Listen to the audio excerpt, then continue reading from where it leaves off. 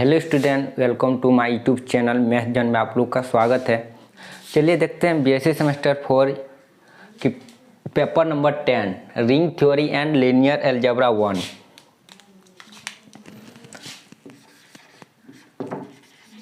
Ring theory and linear algebra 1। ठीक है, तो सबसे पहले देखते हैं रिंग थ्योरी। तो रिंग थ्योरी समझने से पहले आप लोग पढ़े होंगे प्रीवियस सेमेस्टर में या ग्रुप थ्योरी। ठीक है, तो उसमें आप लोग पढ़ेंगे ग्रुप क्या होता है। तो चलिए ग्रुप के बारे में थोड़ा जान लेते हैं, थोड़ा रिकॉल कर लेते हैं कि ग्रुप क्या होता है, क्योंकि ग्रुप एंड रिंग आपस में थोड़ा बहुत सिमिलर है। ठीक है, तो जिन जिन स्टूडेंट को ग्रुप थ्योरी अच्छा से क्लियर है उसको रिंग थ्योरी में इतना कोई दिक्कत होने वाली नहीं है। ठीक है, तो ऐसे भी कोई दिक्कत वाली बात नहीं है, अच्छा से एक्सप्लेन हम कर दूंगा। तो ग्रुप, ठीक है, सबसे पहले जान लेते हैं ग्रुप क्या होता है। ठीक है, किसी भी नॉन एम्प्टी सेट किसी बाइनरी ऑपरेशन के रेस्पेक्ट में उस सेट को ग्रुप तब कहेंगे जब उस बाइनरी ऑपरेशन के रेस्पेक्ट में कुछ ऑक्सियम्स को सेटिस्फाई करे। चलिए सपोज डेट जी भी ये कोई एक नॉन एम्प्टी सेट है, किसी बाइनरी ऑपरेशन के रेस्पेक्ट में इसको जी को ग्रुप तब कहेंगे जब जी इस बाइनरी ऑपरेशन के रेस्पेक्ट में कुछ ऑक्सियम्स को सेटिस्फाई करें। तो इसका ऑक्सियम्स क्या होता है, फर्स्ट ऑक्सियम्स को बोला जाता है क्लोजर लॉ, सेकेंड ऑक्सियम्स को बोला जाता है एसोसिएटिव लॉ,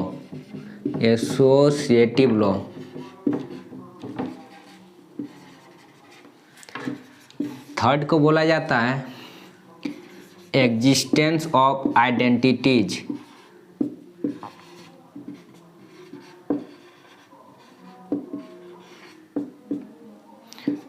चौथा को बोला जाता है एग्जिस्टेंस ऑफ इनवर्स,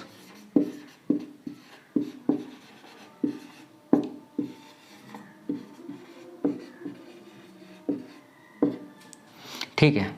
तो जी इस चार लॉ को होल्ड करता है तो जी को बोला जाता है ग्रुप। या फिर यदि जी फर्स्ट का दो लॉ होल्ड करता है, closure law and associative law, तो जी को बोला जाता है सेमी ग्रुप।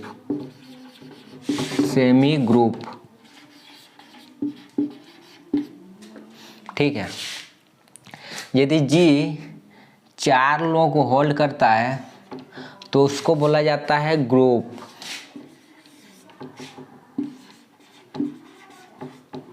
ठीक है, एंड जी हर एक लॉ यानी कि कॉम्यूटेटिव लॉ को होल्ड करता है जी, तो जी को बोला जाता है कॉम्यूटेटिव ग्रुप, या फिर इसको ही बोला जाता है एबेलियन ग्रुप। इसका दूसरा नाम है कॉम्यूटेटिव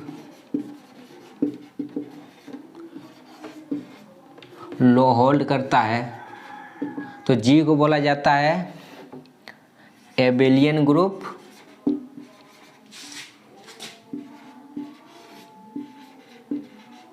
या फिर कॉम्यूटेटिव ग्रुप।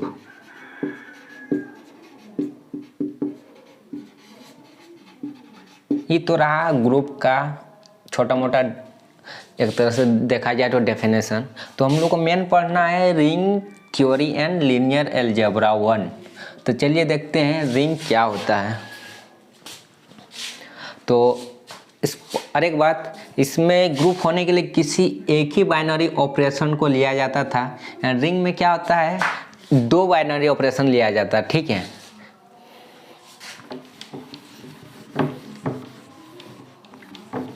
रहने देते हैं इसको।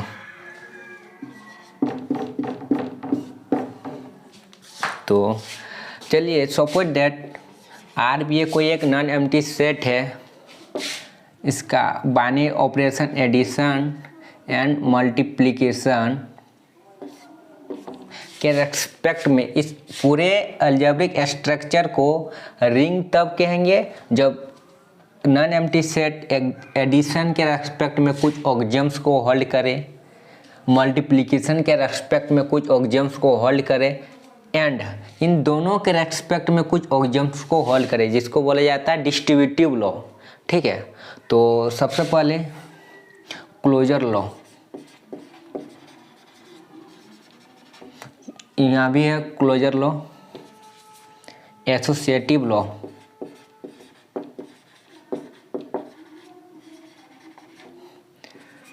Third existence of identities,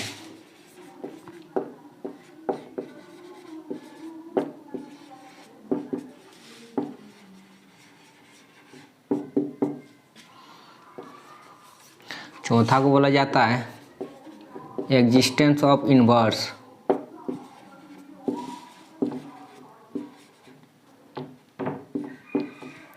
and पांचवा को बोला जाता है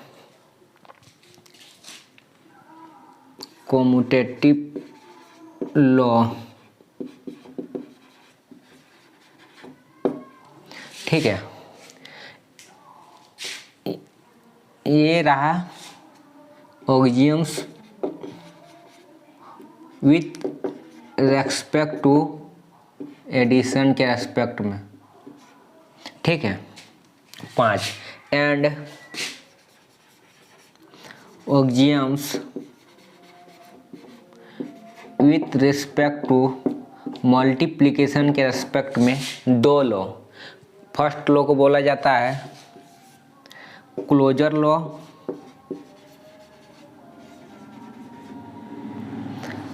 सेकेंड को बोला जाए सेकेंड नंबर में associative law,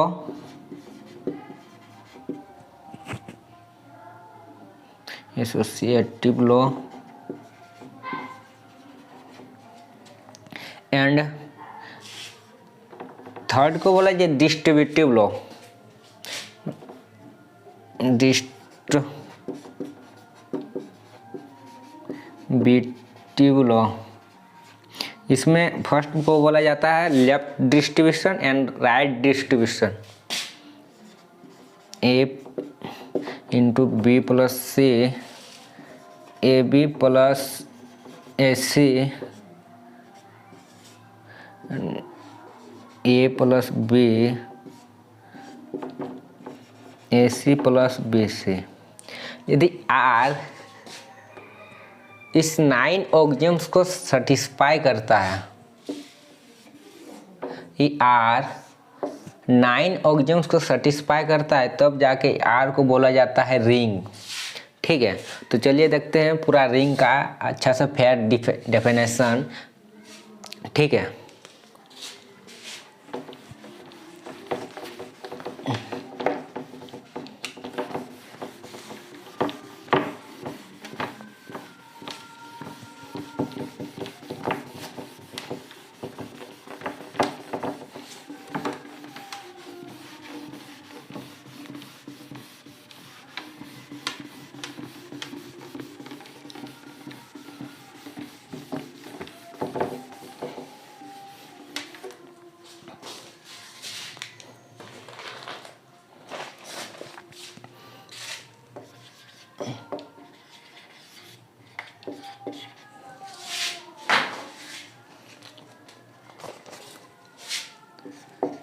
let R be a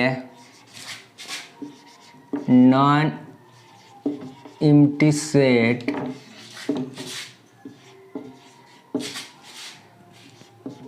then the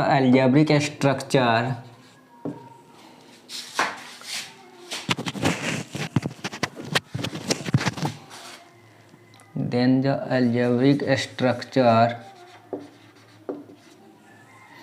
structure are with respect to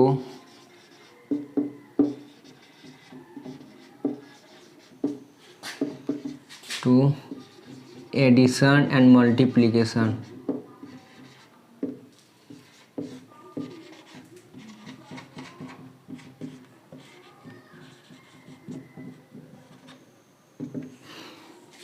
Is called ring if it is satisfy the following condition.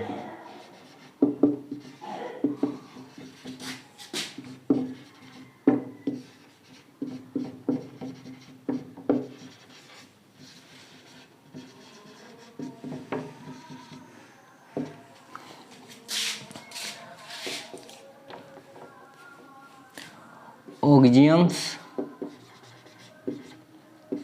with respect to addition. सबसे फर्स्ट क्लोजर लॉ.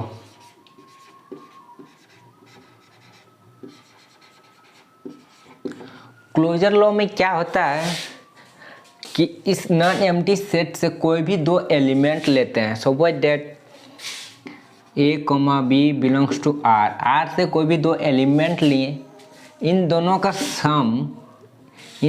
सम इस are में he belongs करता है, तो उसको बोला जाता है क्लोजर लॉ. ठीक है, A plus B belongs to R. ठीक है, for all A comma B belongs to R. Second में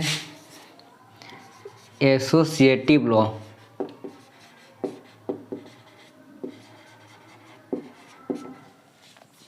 इसमें एसोसिएटिव लॉ में क्या होता है, इस नॉन एम्प्टी सेट से कोई तीन एलिमेंट लेते हैं. Suppose that a comma b comma c belongs to R. We have first में दो एलिमेंट का सम का जो रिजल्ट आएगा थर्ड एलिमेंट के साथ sum equal to A plus B plus C. इन दोनों का वैल्यू आपस में बराबर हो जाएगा, तो उसको बोला जाता है associative law. For all A comma b comma c belongs to R. Third number को बोला जाता है एग्जिस्टेंस ऑफ आइडेंटिटीज.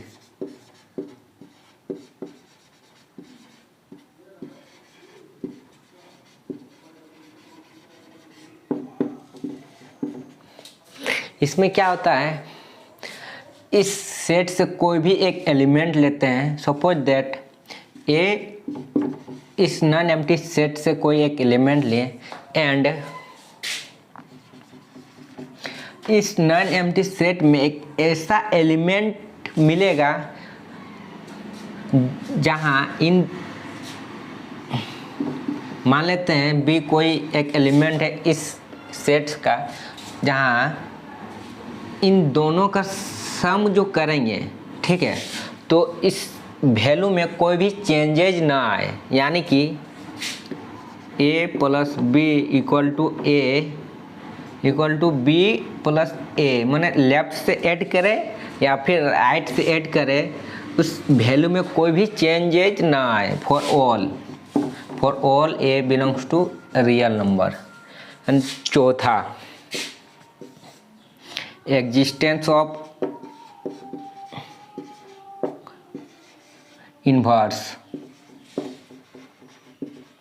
इसमें क्या होता है कि कोई भी नॉन एम्प्टी सेट से कोई एक एलिमेंट लेते हैं. चलिए suppose that x belongs to r.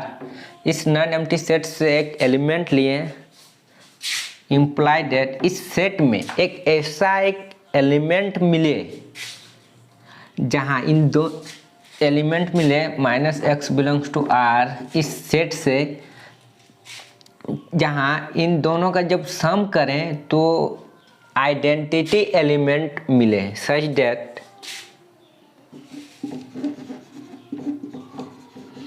इन दोनों का सम या तो लेफ्ट से सम करे या तो राइट से सम करे, दोनों के साथ आइडेंटिटी एलिमेंट आए.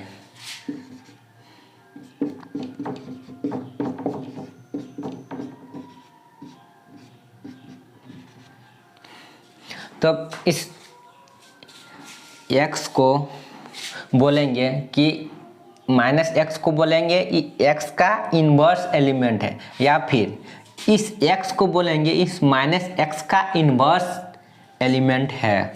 फॉर ऑल -x को element of inverse of x। ठीक है। पांचवा कम्यूटेटिव लॉ।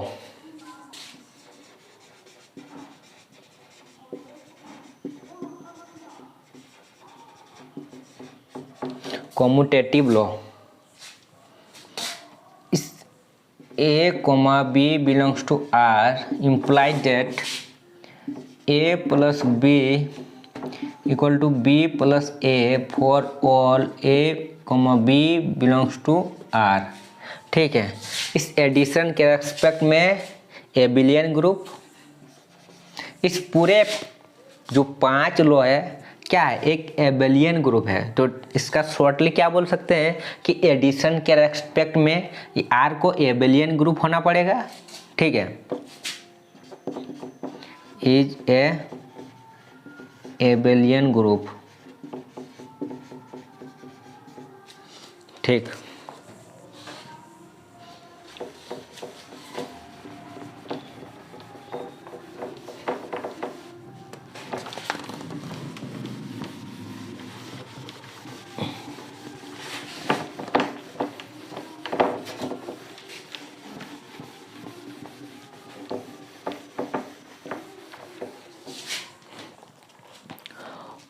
Axioms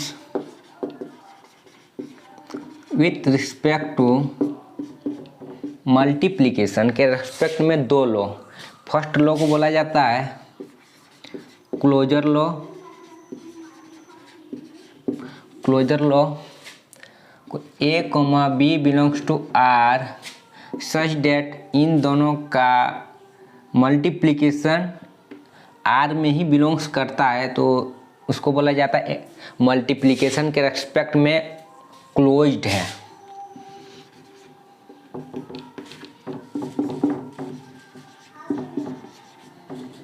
ठीक है। सेकेंड को बोला जाता है एसोसिएटिव लॉ।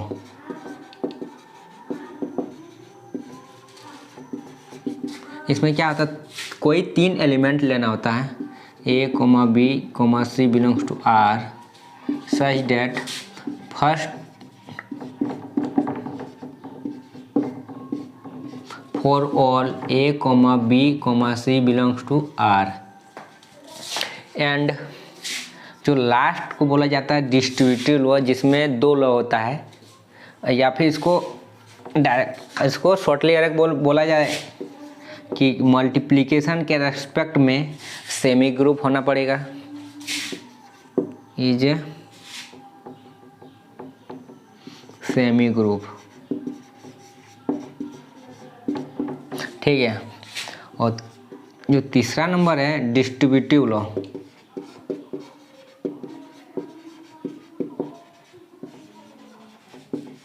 डिस्ट्रीब्यूटिव लॉ जिसको फर्स्ट को बोला जाता है लेफ्ट डिस्ट्रीब्यूटिव।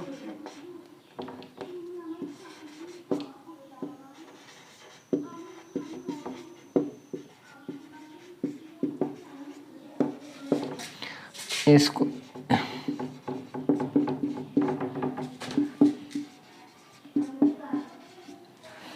एंड सेकंड को बोला जाए राइट डिस्ट्रीब्यूशन।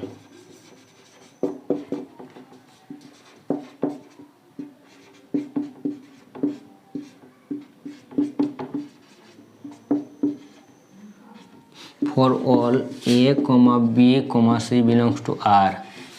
ठीक है। तो जाके 9 ऑक्सियम्स R सेटिस्फाई करता है, 9 ऑक्सियम्स R सेटिस्फाई करता है, तब R को बोला जाता है रिंग। या फिर इसको सबसे शॉर्ट में बोला जाएगा कि एडिशन के रेस्पेक्ट में R को एबिलियन ग्रुप होना पड़ेगा एंड मल्टीप्लिकेशन के रेस्पेक्ट में R को सेमी ग्रुप होना पड़ेगा एंड डिस्ट्रीब्यूटिव लॉ होल्ड करता है, तब जाके R को बोला जाता है रिंग। ठीक है। तो चलिए एक एग्जांपल देते हैं। कि इस एग्जाम्पल आप लोग को सॉल्व करना है, ठीक है, और हमको टैग करना है कि आप लोग कितना मेरा एक्सप्लेन आप लोग समझ पाएँ, ठीक है। तो एक एग्जाम्पल है, सेट ऑफ इंटीजर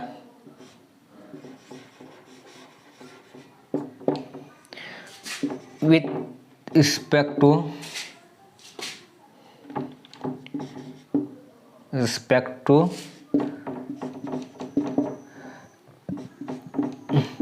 इस सेट ऑफ इंटीजर को दिखाना कि एक रिंग है या नहीं है, ठीक है।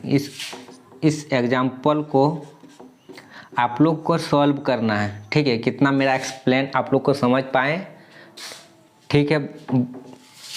बाकी नेक्स्ट वीडियो में हम मिलते हैं आप लोग के पास। आई होप इस एक्सप्लेन आप लोग को समझ पाए तो बहुत अच्छी बात है।